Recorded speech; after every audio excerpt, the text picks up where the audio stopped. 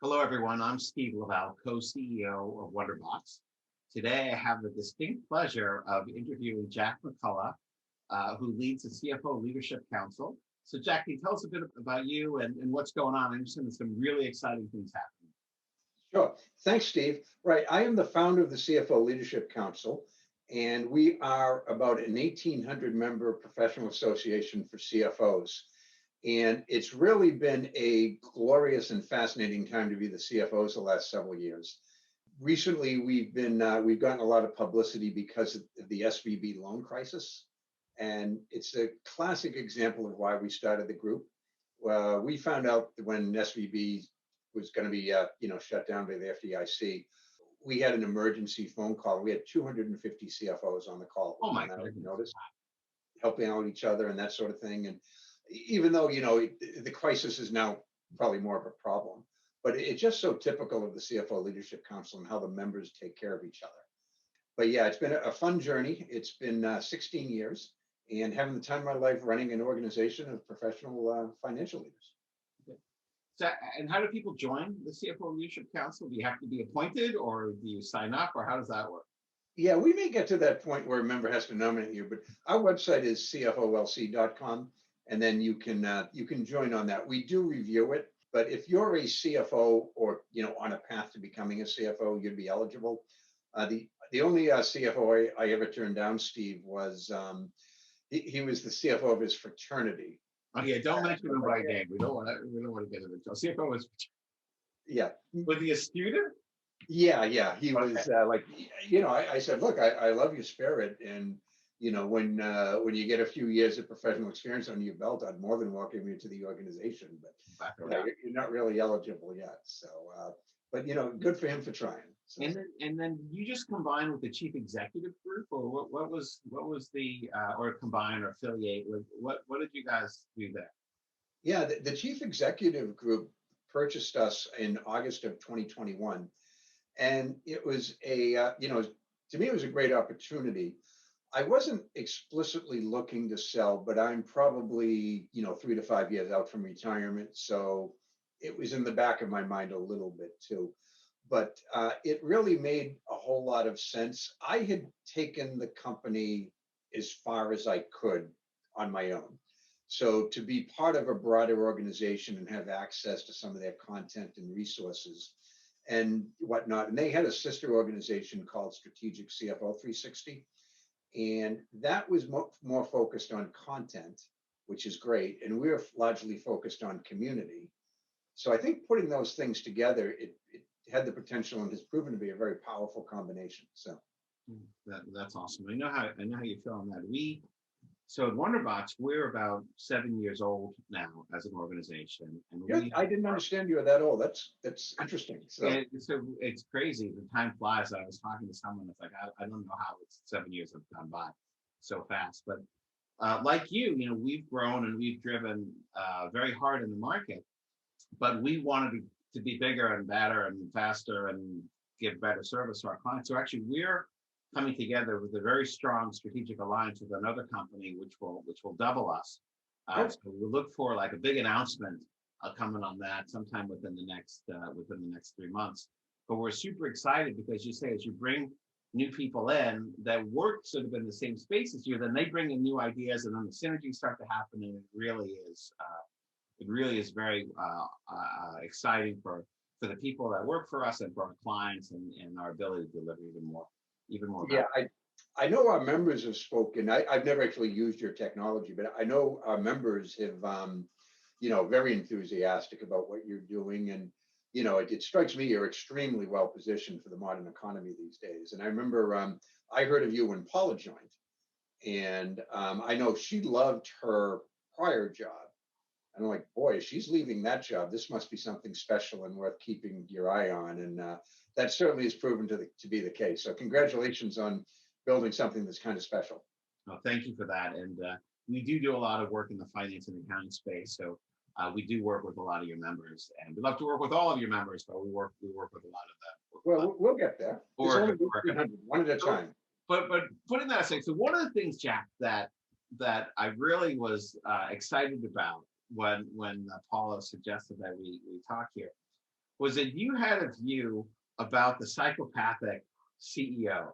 And then as a CEO, I'm like, oh my God, am I in the psychopathic scale? I don't know where I am. So could you share with people, because what we're really talking about is leading organizations down change, continuing to be relevant, continuing to reinvent the organization and give leadership. So I guess maybe sometimes that creates psychopaths, sometimes it doesn't. I don't know. So how does that fit? Yeah, it's interesting because it turns out in some cases psychopaths actually make really good leaders. They have a lot of qualities that translate well to leadership in corporate environments. For example, they're phenomenal at strategic thinking. They can focus. They can make difficult and maybe painful decisions that a person like you or I would struggle with. For example, let's take an example of you have to, close a factory that, in a small town where, it employs 30% of the people in the town. You and I would struggle with that decision and probably take too long making that decision, even if it was inevitable. Not a psychopath. They just do it and they'd move on to the next thing. So not a virtue, but it is a good quality in a decisive decision maker. So they bring some great qualities. And in fact, a lot of people have theorized that Steve Jobs was a psychopath. I've read that more than once from credible sources. Do you mean like clinically a psychopath or having psychopathic traits? I mean, we're not saying that he's There a are psychopath. people who argued that he's a psychopath. Oh, And like he did have a lack of empathy, like just for, there are a lot of qualities of psychopaths. One of the main one is a simple lack of empathy. And, most of them aren't evil, right? It's more that they just can't relate to other people. They don't know any better. And they're always scheming. But, he fired people like publicly at company meetings. I believe he did it at Macworld. He was known for parking in handicap spots, and when people told him he couldn't do it, he said, yes, I can. There's just a fine associated with it. It's like, he just didn't understand the point of a handicap spot. He's like, let him walk, I'll just pay the fine and do it. He just thought it was essentially a very expensive parking spot. And he famously had his daughter who was on welfare while he was a billionaire. And even though a paternity test proved his fatherhood, he just wouldn't financially support her. So, so he displayed a lot of characteristics of psychopaths, and people who are credible have identified him as a psychopath. But, I always ask people, show of hands, if you knew he was a psychopath, would you work for him? And I would. I don't know about you, but I would love to have worked for Steve Jobs for a year, 18 months. I went to one of the best MBA programs in existence, and I'm sure I would have learned a lot more from Steve Jobs in 6 months than I did 2 years pursuing an MBA. So, well, I would agree that some people can make really hard decisions very quickly. And sometimes I, like you, labor over decisions because of the people impact of them. And you're right. And it's the kind of things that say, well, it's probably going to happen inevitably. And in those cases, it's better to just kind of do it and move on. Do it in as compassionate way as you can, of course, and then just move on. So, but let's kind of pivot then around how do leading change and adoption in a company. So you've built a great organization and which is really a network of communities. So it's not like a battleship. You've got you're leading an armada, right, of interested people. And they always say the challenge in an armada is having everybody keeping their guns pointing outwardly instead of inwardly at the other boats, right? So that is, I think, very relatable for a lot of leaders today, because maybe they're not necessarily all separate CFOs, but they're different people in their organization with different personal and business goals. What has been your experience on on how you've helped steer the CFO Leadership Council or any example? You're obviously very established in your career. through rocky waters and kind of keeping everybody aligned. So what has been your secret to doing that? Yeah, I mean, it's simple, but I try to hire people smarter than I am. And, in my case, that's a relatively low bar. So I could almost pick names out of the phone book and have a pretty good chance of that happening. But like we're a CFO organization, which, to people not in the profession might sound monolithic. But, what I've learned is the needs of a CFO in Detroit are different from a CFO in Silicon Valley and, different still from one in New York City. So, I have local experts who have, taken an interest in building these communities, and I try not to micromanage them. I do have very much a Boston, Massachusetts perspective. We launched in Boston, innovation sector. When I was a CFO, I was a CFO in the tech industry. And so I have that bias, but I need to let it go and trust my people to build the communities that make sense where they live. And even just for like example, one of my colleagues, Stacy, she runs our California chapters. She lives in LA, and she also has chapters in Orange County, San Diego, Silicon Valley, and San Francisco. And I got to tell you, they have about as much in common as Neptune, Uranus, Pluto, Jupiter, and Mars. I mean, you'd be surprised how different culturally each of those are. And don't even get me started on the Dallas, Texas chapter. And how they operate. You mentioned Silicon Valley Bank, when we started our conversation here, and that there was a large interest among your members. Can you generalize what the themes were? Like when you were on the phone, like what were the top concerns associated with with that event in particular, or even we're sort of in a recessionary period right now, or maybe we are, maybe we're not. I think people are arguing over the definition of that, but you've kind of got that going on. You've got some banking, notable banking challenges. Like what's top of mind for CFOs these days? Sure. It's interesting because when the news first broke, and it was a Friday, late Friday morning, whatnot, and I don't want to suggest everyone took it seriously, but people had a lot of faith that this would, not be a catastrophe, but it would be a major problem for a week or two. And, the biggest problem the biggest conversation I heard from my members might surprise you a little bit, Steve, but their first concern was, I have payroll Wednesday. Am I going to be able to pay my people? So just access, like this would somehow undermine the whole banking system's ability to access cash. Yeah. If you had your money at Silicon Valley Bank, and because Friday the deposits were frozen, and again, we knew ultimately there would be a pragmatic solution to it. And it's easy to criticize the federal government, but you have to give them credit for making the right decision, and as importantly, making it quickly. They were open for business on Monday, and then it shifted to other matters. But there was a lot of people, their cash was tied up in one bank, right. And even the ones that it spread it over multiple banks. Well, I'm not trying to plug a company, but ADP does the payroll for most of my members.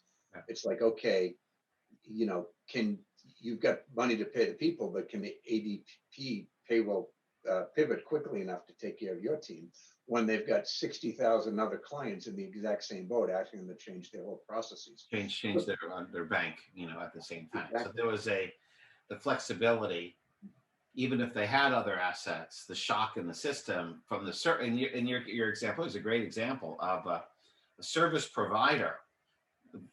And the ripple through effects, I would never have thought of. I don't know if people would have thought about that. Well, sort of obviously, if you had accounts in Silicon Valley Bank on Friday, you were probably nervous about it, right? Mm-hmm. So that and that would be a very reasonable thing for someone to be experiencing. But then, if you take a step back on all of the defensive actions that everyone takes in consequence to the event, even if they weren't directly affected, has a ripple through effect on their service providers that are shared. And the question is how fast was ADP? Maybe this is a good call for, again, not to pick on ADP or anyone else, but it's a good call for them. Could you handle a sudden spike a peak load demand as a result of a shock to the system.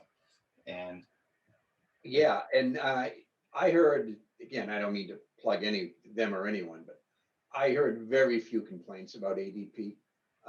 Their team was working around the clock once the banks reopened.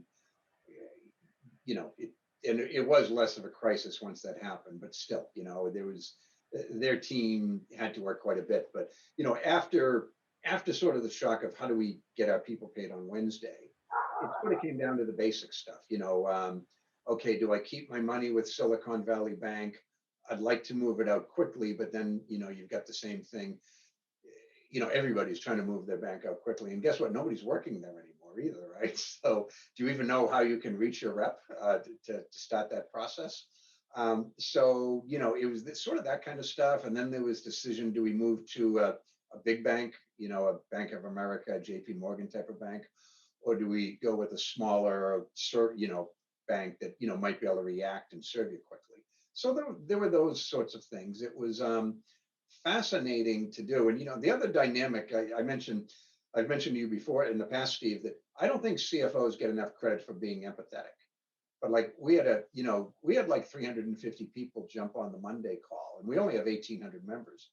Most of them are not Silicon Valley Bank customers. Some of them were the veteran CFOs who've been through the banking crisis in 2008, and they just kind of wanted to be there for the relative newcomers and sort of, hey, this is what I learned back then. Believe it or not, most of it's still relevant today, and it was really an interesting thing to see. Well, it sort of speaks to, as trust, and the trust that your community has for each other and the respect that they have as professionals in the CFO, certainly in the CFO arena, right? But that obviously extends way beyond the CFO arena, because if you think about trust, trust is so important, because organizations don't trust organizations, people trust people, and trust is earned. I mean, you can grant trust when you're first starting out with somebody, but ultimately it's earned, and it's having the competence and the capability and the willingness to actually say what you mean and do what you say.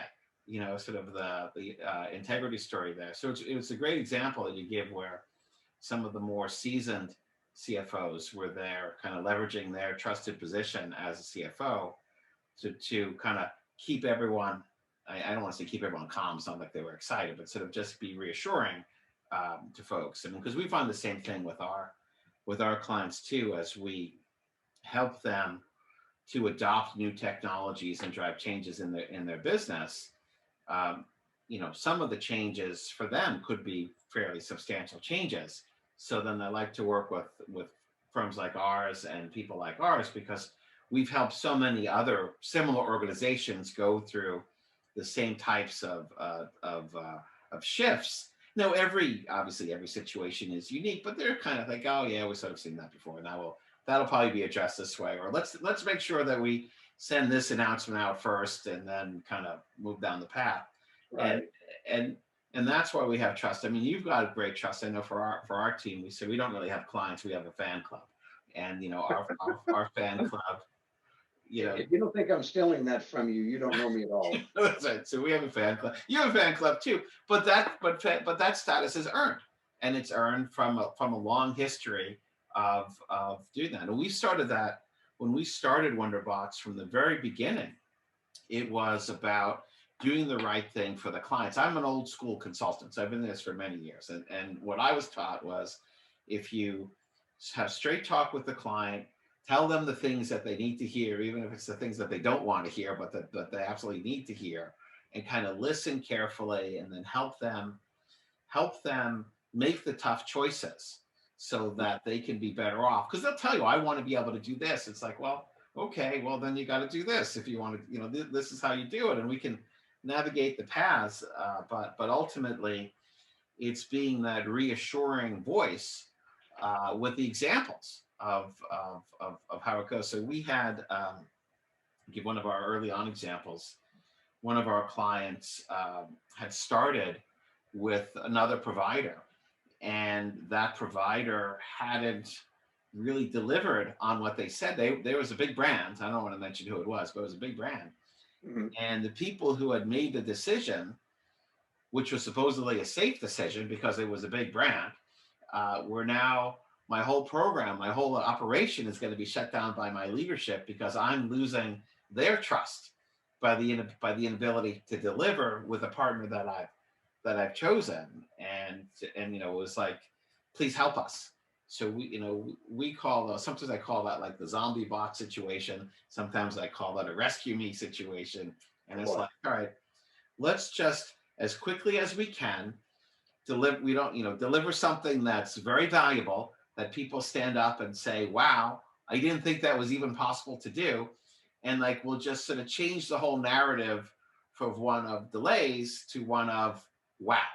And then it's like, once we get you on the wow track, you will, whatever maybe withdrawal you made from the trust bank, you'll be able to, replace and gain interest on. Because once people understand, it's like anything. It's easy when you know how, and once people understand the benefits, they want more. They want more change. So I'm sure you've seen that in your career over and over again.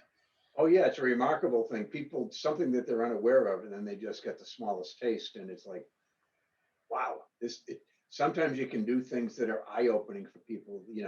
You can help them in a way that they didn't even know that they need help. So, but yeah, you mentioned, like, trust with customers and whatnot, but just, it always pays off in the long run. I've had situation where potential sponsors have asked me, look, we're evaluating you, and then our main competition is a great organization called FEI, Financial Executives International. And they said, these are the members, these are the CFOs we want to talk to. And I just said, look, to tell you the truth, given your target market, you may actually be better served with them. And there's one in particular I remember saying that to. And 3 years later, they did go with them, but now we've changed a little bit with COVID.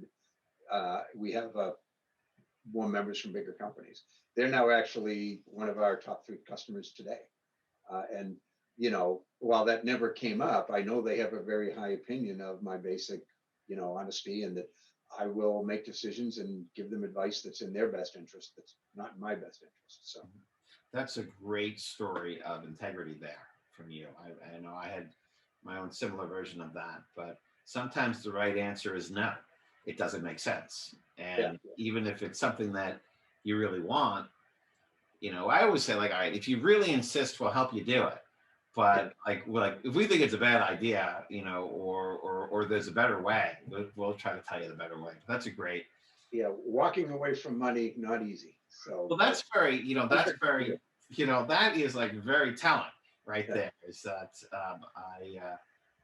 because in reality also, it's great integrity on both of our parts, on our organizational part. But there's nothing worse than selling something to somebody that's not really a good fit for them, because they'll never be happy, and there'll always be like a tension there as a result of that. And I say, for my company, since we started it, we only wanted fans. We didn't want prisoners. We wanted fans. We wanted you to stay and work with us because we were the best and we were aligned. So we don't take business that we don't think is a good fit for us. And it sounds like you feel very healthy attitude, I'd have to say. Totally agree. So what do you think? So if you think about now the world that we live in, what do you think are the next big challenges for CFOs? Boy, as if they haven't had enough thrown. As if there's not enough to do. Like, how is their priority going to shift? Like, what's going to shoot to the top of the list? Let's see. I think, well, I always come back to what I call T&T with CFOs, talent and technology. And, with apologies to Frank Sinatra, you can't have one without the other. But the best CFOs are the ones who are empathetic leaders, who inspire and and generate a lot of trust, not only with their team, but with investors and customers, everything else. And also, the days where CFOs could not, master technology, I won't say they've come to an end, but, the end is in sight. When you think about, what else can you do that can enhance employee collaboration, more important now than ever, obviously, improve operational efficiency, reduce costs, and give you a long-term sustainable competitive advantage. It's a thoughtful digital strategy. There's nothing more important than that. So, just actually understanding technology at a strategic level is no longer a nice to have, it is a must have for CFOs. And I'm not suggesting they need to be able to write code. That's absurd, or that they should do the implementations themselves. But they just have to understand enough about the strategy and how technology supports the business model and make it work. I was listening to you talk. What struck me was I said, like, what was the most important thing? And you put enhancing employee collaboration at the top of the list. So like that was the goal. That was the charge. And then the rest of it, you talk about technology, that's a means to an end. Mm-hmm. But you started with, and the resulting productivity was an impact of having that. So it really speaks, because a lot of times people think the CFOs are just like, money, right? Like how do I save a nickel here or whatever it is. And you started off with that. So I think that's really remarkable. And to your credit, because, perhaps the employees are probably one of the biggest untapped resources that some companies have.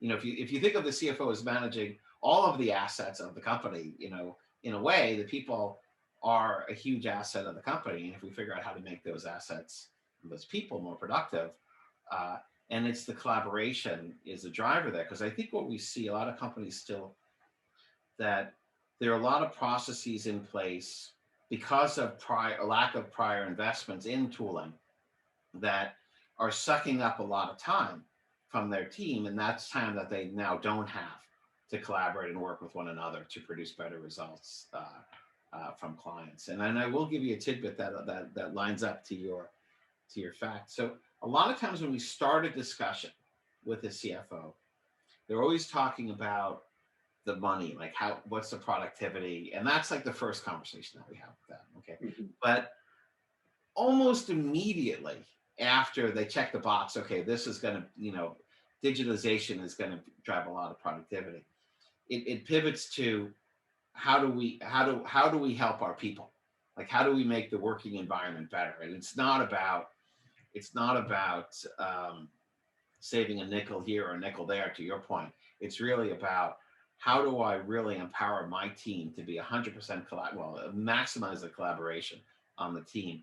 And then the tooling comes in. In our case, a lot of the tooling we deploy, we start by trying to eliminate the routine work so that people have the thinking and the knowledge work. And then the more time they have for knowledge work, the more time they have to work together. So it is a holistic thing, and it very much aligns to your. Yeah, interesting. And it's also, most companies want to recruit, Gen Z, and if you don't have a thoughtful digital strategy, so they can take advantage of the opportunities, they can grow professionally. Good luck recruiting. I almost call them kids. I don't mean that in a patronizing way, but I'm 60ish, so I can call a 22-year-old kid, I guess. But it's going to be challenging to get these up and comers to come work for you if you don't have a thoughtful digital environment. That's what they grew up with. Gen Z is the most technologically savvy generation in history. Yeah. Well, at least until whatever comes after Z. They don't know a world without iPads. So digitally native, right? So like good expression. So walking into an environment without that would be like going through a time warp if you're one of them. So Jack, it's awesome chatting with you today. Is there any parting comments you'd want to have for our audience? Well, one thing, we got distracted, but I wanted to quote, of all people, my dad, who was actually a Mason. He didn't didn't have a corporate type job at all. But you were talking about money and trust and everything else. And my dad once reminded me, he said, money will come back to you. It's inherently replaceable. Trust and your reputation are not. And, you know, he was a pretty simple guy in a lot of ways, smart guy, but a simple guy. And that's always stuck with me, you know, That's that a wonderful line. trust. So money circulates, you know, trust and comes back to you. Once you spend trust, it's gone forever. Absolutely. Yeah. So cool. But this was great. I certainly appreciate your taking the time to chat with me. And I'd love to do it again sometime. Yeah, absolutely. And for our listeners here, we'll put up on the screen after this how to more information on the CFO Leadership Council and how you can join and their upcoming events. And I'm sure that you and your team would love to have any of our audience join your events. And happy to have chatted with you today, and look forward for the next time. Thanks. Thank you.